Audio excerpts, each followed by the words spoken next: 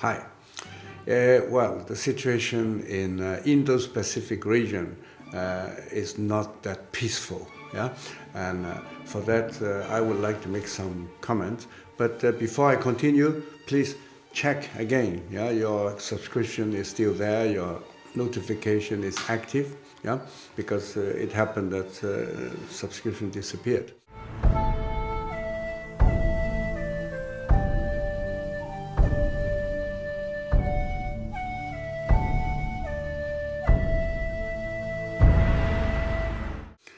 So when I talk about Indo-Pacific, that's basically the whole big region, starting from India all the way around China and Indo-China, all the way up to Japan. This is the Indo-Pacific region, the hottest region in the world right now.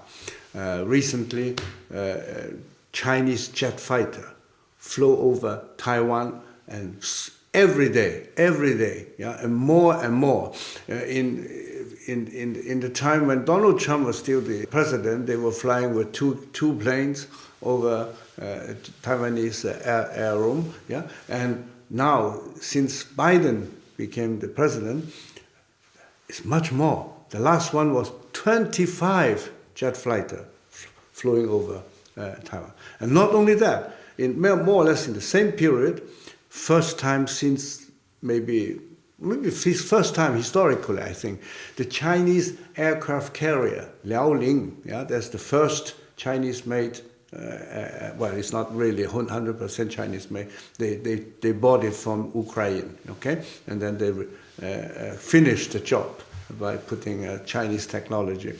So, and that aircraft carrier, starting from harbors near Japan and go southward toward Taiwan. And not only the aircraft carrier, of course, all the whole fleet, you know, belonging to that aircraft carrier. This is the first time, yeah? And also 200 so-called fishing boats, Chinese fishing boats, and they are not fishers. They dress like fisher, yeah? And the boat look like fishing boat, but huge, big fishing boat. They are actually half military. They surrounded several islands that claimed by Philippines, yeah? And Philippines got quite upset and demanding the Chinese fishing boats to leave. After weeks, some of them left, but still, I think, as I understand, until yesterday, was still some 40, 50 fishing boats are still there. Surrounding different islands. So this is, I mean, this kind of aggressive demonstration has reached a new historical record. And that reminds me what the former U.S. Secretary Mike Pompeo said.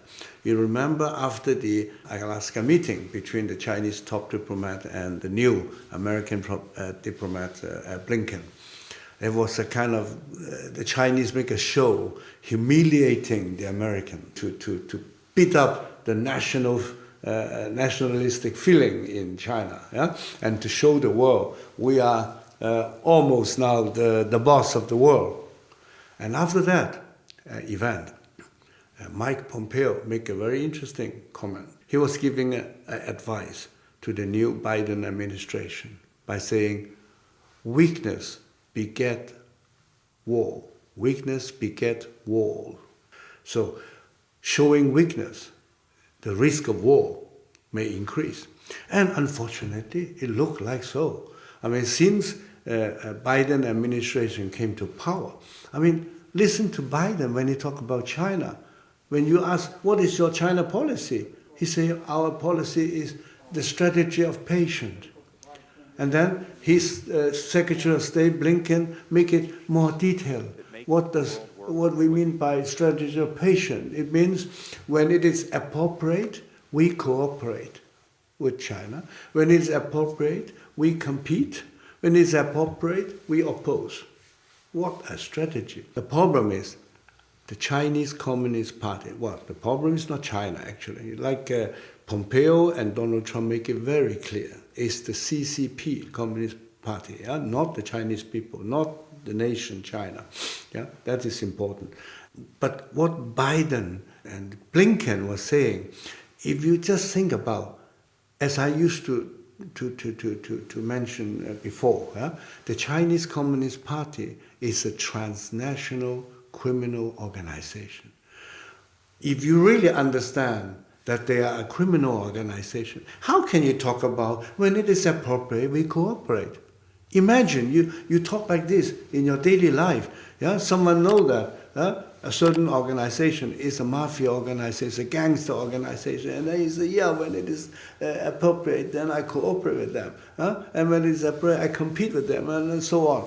This is not a China policy, not the right one, at least. Yeah.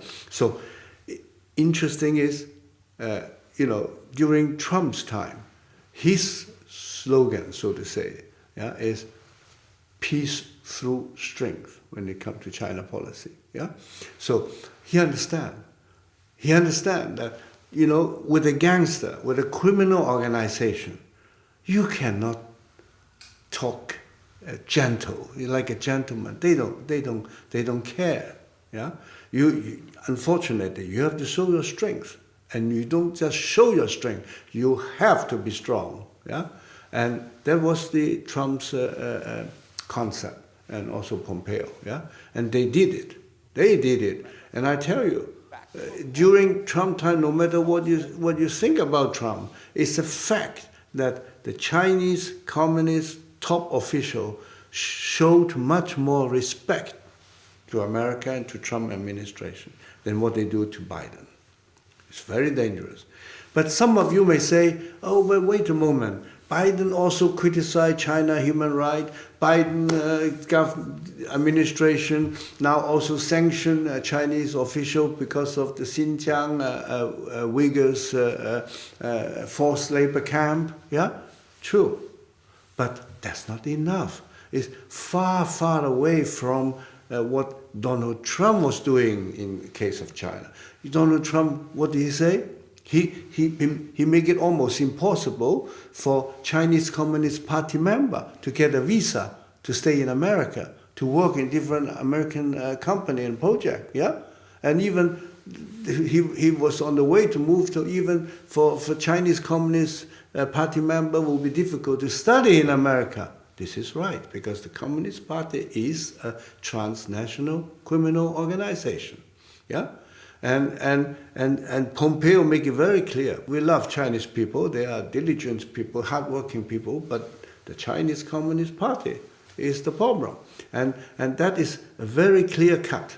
Yeah, and Trump administration stop all the different channels. The Chinese Communist Party try to steal technology, try to steal capital, or try to deceive the American capitalists so that they get a lot of capital to do a lot of actually evil deeds. Yeah, putting money in a so-called private company actually working for the military of China. So all this happened. So now another reason maybe why Biden is still doing something against the Chinese Communist Party. I tell you why. Because America is a democratic, has a democratic political system. The president cannot be a dictator. He doesn't have absolute power. The power is really shared between the president, the Supreme Court, and the Congress and Senate, yeah, or you can say the lawmakers, yeah. So it's true. Now, recently I have noticed the Congress and the Senate, they have had several hearings where they invited top general, top military people, like for example the top guy from the Indian Pacific regions general, yeah. They have invited the top boss of CIA to make a report about China. Now, without going into all the details, all these generals, yeah, and all the CIA boss and so on, they point out the same thing, yeah. China is the biggest threat to American national security, yeah, And then come Iran and Russia and so on, yeah? And Biden, you know that, for years, also during the time of Obama, when he was the vice president, he always make Russia the biggest issue, the biggest threat. You know, by misleading people that Russia is the biggest threat, you are indirectly helping the real number one threat, namely the Communist Party of China.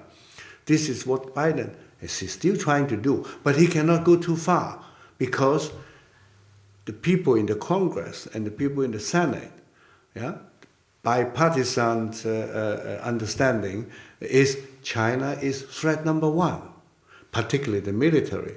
I mean, even Biden, he better listen to, well, he, on one hand, he is the highest military command, yeah, but he still have to pay attention to what the military think. And particularly, the military has told the Congress and the Senate their opinion.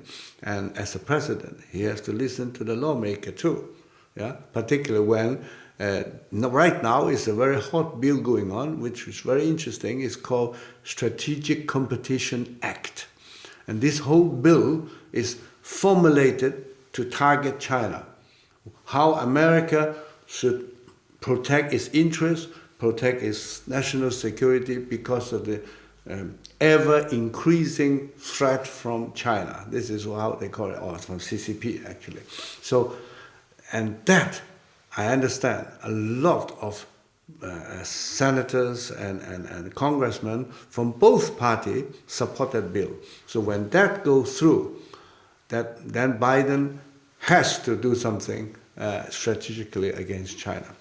Right now, he is showing being critical to China, but you know, on one hand, he sent a delegation to a friend of him, actually, to Taiwan and upset China, yeah. But on the other hand, he sent a big delegation to China in the same time to talk to the Chinese communists about Paris Agreement, about climate change. And you know that this Paris Agreement, I mean, to protect our environment is a great thing, it's a good thing, nothing wrong with that. But Paris Agreement is an agreement of deception. It allows China to be a so-called developing country. So they don't have to spend much money to reduce CO2 emission, while America has to do a lot more, costing $1 billion and billion of dollars for America and the West and all the democratic countries. It's a trick to, you know, further weaken the economy of the West and further giving, so to say, free room for the Chinese communists to get even more money. So, hey, be careful. This is a big pitfall. So, ladies and gentlemen, so much for today. And if you like it, click like. And don't forget, check your subscription. And please support us through Patreon and PayPal. Thank you. Bye-bye.